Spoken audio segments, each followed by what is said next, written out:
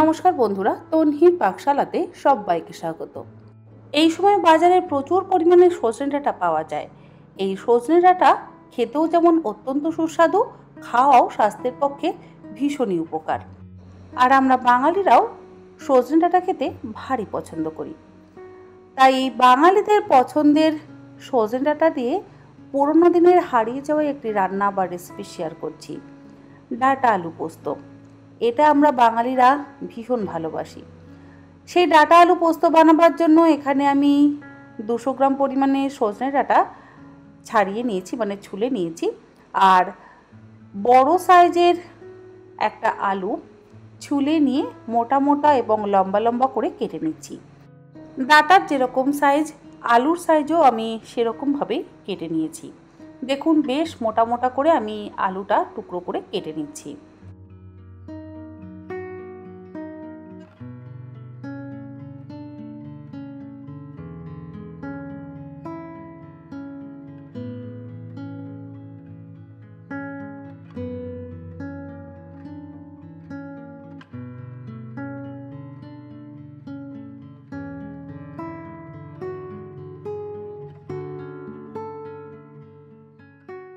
আলু কাটা হয়ে যাওয়ার পর মিক্সিতে পোস্ত বেটে নেব।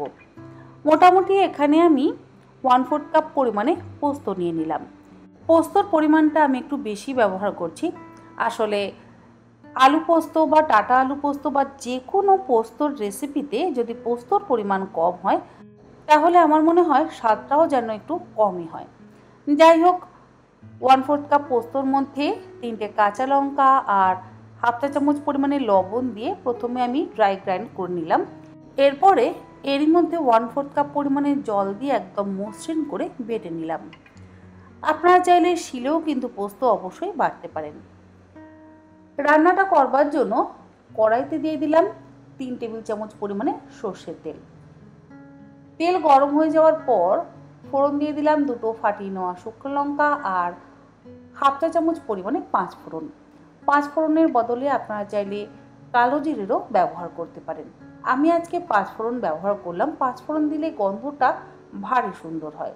তবে যারা কালো জিরে ফোড়ন দিতে পছন্দ করেন তারা অবশ্যই কালো জিরে ব্যবহার করবেন। ফোড়নের থেকে সুন্দর গন্ধ বেরোতে শুরু করলে এর মধ্যে লম্বা এবং মোটা টুকরো করে কেটে নেওয়া আলুর টুকরোগুলো দিয়ে গ্যাসের ফ্লেমটাকে মিডিয়াম টু হাইতে করে দিয়ে মিনিট 3 সময় ধরে হালকা করে ভেজে নিচ্ছি।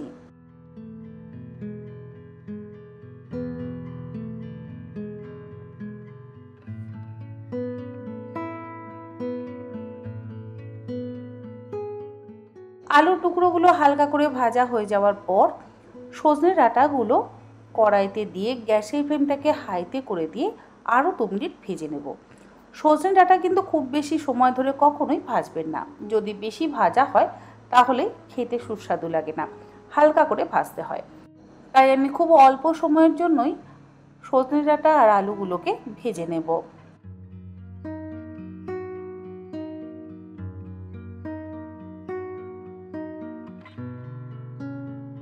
আর ভাজার সময় অল্প একটু লবণ দিয়ে দিচ্ছি। পোস্ত বাটার সময় তো আমরা যথারীতি লবণ দিয়েই পোস্তটা বেটেছি। আলু আর ডাঁটাগুলো ভাজবার সময় অল্প একটু লবণ দিয়ে দিলাম।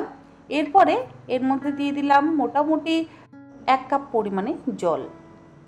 এবারে কড়াই ঢাকা দিয়ে গ্যাসের ফ্লেমটাকে লোতে করে দিয়ে মিনিট 3-4 সময়ের জন্য আমি ডাঁটা আর আলুর টুকরোগুলোকে সেদ্ধ হতে দেব। আলু মোটামুটি ভাজতে ভাজতেই সেদ্ধ হয়ে গেছে। খুব বেশিক্ষণ সেদ্ধ করবার কিন্তু প্রয়োজন নেই। যদি বেশি সেদ্ধ করা হয় তাহলে আবার আলুর টুকরোগুলো কিন্তু ভেঙে যাবে। মিনিট 4 পর ঢাকাটাকে খুলে নিলাম। এর মধ্যে দিয়ে দিলাম 3টে চেরা কাঁচা লঙ্কা। পোস্ত বাটার সময়তেও তো আমরা কাঁচা লঙ্কার ব্যবহার করেছি, তাই লঙ্কার পরিমাণটা আপনারা অবশ্যই একটু বুঝে ব্যবহার করবেন। কিন্তু যে কোনো পোস্ত রান্নাতে যদি ঝাল কম হয় আমার মনে হয় স্বাদটাও যেন একটু কমে যায়। তবে যে যে ঝাল যেমন পছন্দ করেন তারা তেমনই ঝাল খাবেন। আলু আর ডাঁটাগুলো সেদ্ধ হয়ে যাওয়ার পর পোস্ত বাটাটাকে দিয়ে গ্যাসের ফ্লেমটাকে মিডিয়াম টু হাইতে করে দিয়ে মিনিট 2 ফুটিয়ে নিলাম। পোস্ত দেওয়ার পর খুব বেশিক্ষণ সময় ধরে ফোটাবার প্রয়োজন নেই। অল্প একটু জল দিয়ে ভালো করে একবার মিশিয়ে নিচ্ছি। আর এই ডাঁটা আলু পোস্তটা একটু আমি ঝোল রাখছি, আপনারা চাইলে আর একটু শুকনোও করতে পারেন। যাই হোক, ডাঁটা আলু পোস্ত কিন্তু একদম তৈরি।